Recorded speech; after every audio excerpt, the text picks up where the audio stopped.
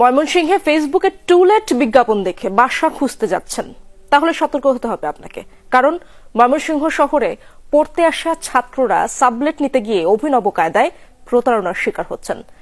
বাসা দেখাতে ডেকে নিয়ে আটকে রেখে মারধর ও ব্ল্যাকমেইল করছে প্রতারক চক্র।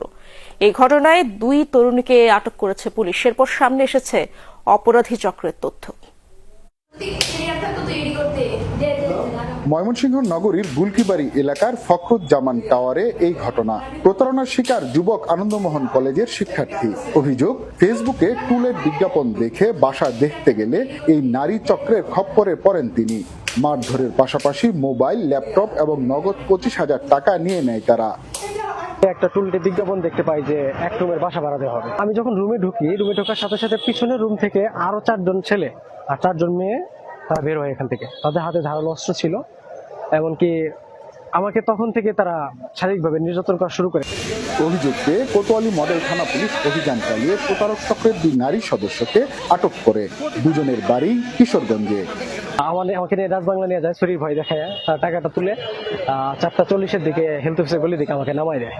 পুলিশ বলছে, এই নারী চক্রটি শহরে বাসা ভাড়া নিয়ে ফেসবুক বা হোয়াটসঅ্যাপের মাধ্যমে বিজ্ঞাপন দিত। এরপর শিক্ষার্থী বা তরুণদের বাসা দেখার কথা বলে ডেকে নিয়ে নানা কৌশলে করত প্রতারণা। নানান ধরনের গোপনাবশা সম্পূর্ণ কথাবার্তা বলবে।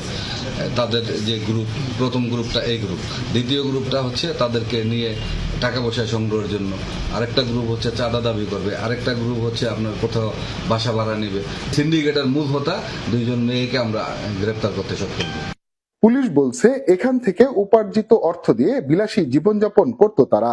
নগরীতে আরো একাধিক এ ধরনের প্রতারক চক্রের তথ্য পাওয়া গেছে। তাদের শনাক্তে অভিযান চলছে। হুসাইন শাহিদ, যমুনা নিউজ, ময়মনসিংহ।